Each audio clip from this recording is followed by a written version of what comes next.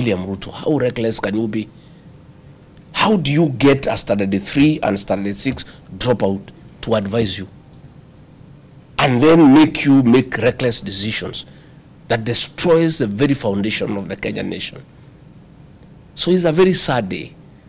And even sometimes I wonder if the president really sometimes feel like he would like to have advisors from his community. We have very many educated professionals from the Kalenjin community who are known to be very practical, to be very pragmatic, to be very intelligent, who can advise him. Why does he have to depend on standard 3 and standard 6 dropout for advice? And then you see the hole we are in as a country. Everybody remembers Mwai Kibaki in a very fond manner. William Ruto, aka Kasongo, through reckless leadership, with a stroke of the pen, has destroyed the legacy of President Mwai Kibaki. And you know, education, playing with education, is playing with life. Education is an equalizer. It's education that makes all children, those from the poor, those from the rich, be one. And when you withdraw free education, what that means is that children from less fortunate members of society will not be able to access education. Education is not an option. It is a right. The right to education is absolute. So when you interfere with funding of free primary education, free secondary education, you really undermine the very social fabric of our society. And education is key in unlocking the future and the potential of our people. So the way to destroy a country completely is to interfere with access to education. Education requires very careful planning. It's not anything you play around with. You cannot be reckless with education. And that is why budgeting for education interventions, education programs, training of teachers, their salaries, textbooks, is critical. I have just seen a clip in 2017 when William Ruto was deputy president. He was saying that if re-elected together with Uhuru Kenyatta, free education for primary and secondary will continue. Today he is president. He has trashed all that. And what is sad is that this money that was meant for free education has been diverted by the National Treasury, by the experts ODM brought to government. They have diverted money for education. The money is channeled through the security sectors, is withdrawn in cash and given to William Ruto. This money William Ruto uses to bribe leaders, church leaders,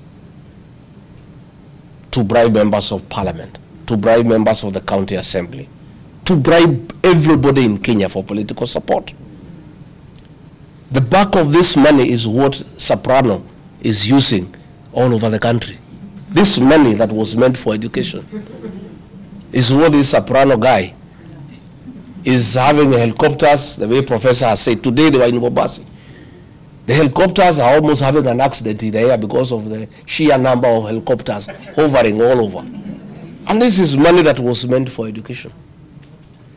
And I cannot understand how Soprano, who is a professor, would want to take part in going round wasting money meant for education on nonsense and politics. But sometimes I was just thinking about it last night. How did we get here? Why is William Ruto destroying education? And I thought about it at night, and I have come to the conclusion is the advisors he has chosen. William Ruto has many very advisors, very educated, but they are all flower girls. They don't advise him on anything, they are just for show. I was his deputy, so I know. When I tell you, I know what happens. he has two advisors whom he takes advice from. Oscar Sudi, who is a standard 3 dropout. Farouk, who is a standard 6 dropout. So these two advisors have no value for education. So they have advised William Ruto to get money meant for education and take it to bribe people on useless empowerment programs that are not empowering anybody. I saw a lady in Kisii complaining that after spending the whole day for the empowerment program, she has a group of 31 people that were given 2,000 shillings. All this money is stolen by Soprano and the members of parliament. And this is the money that was meant for education. So William Ruto, how reckless can you be? How do you get a standard 3 and standard 6 dropout to advise you? And then make you make reckless decisions that destroys the very foundation of the Kenyan nation. So it's a very sad day.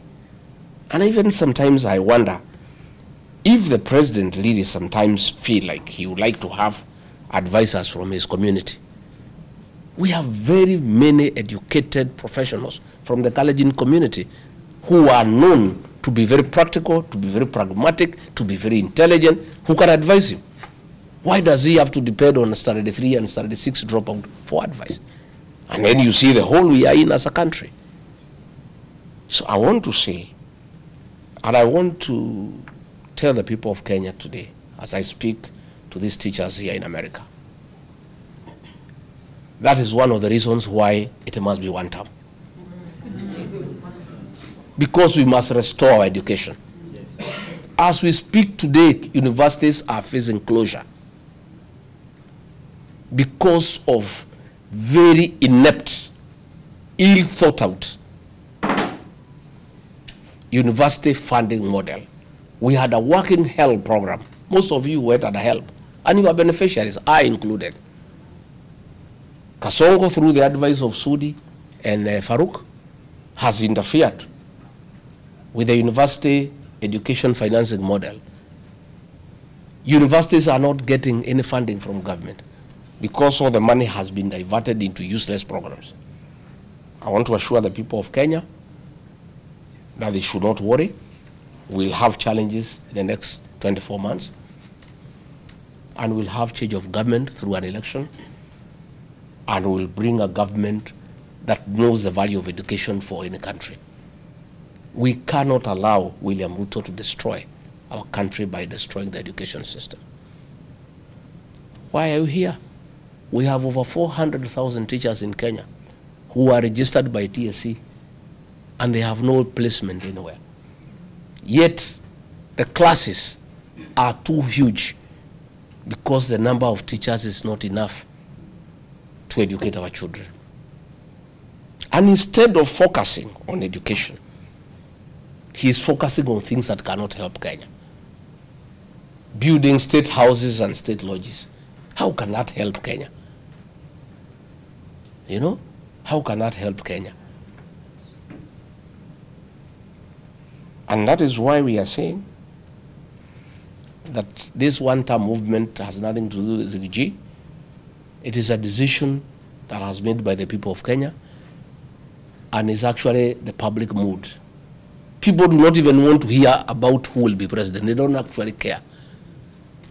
I was called the other day, there was a meeting in Limuru. I tried to greet the people. They did not even want to hear what I'm saying. They wanted me to confirm whether in America is one term or not.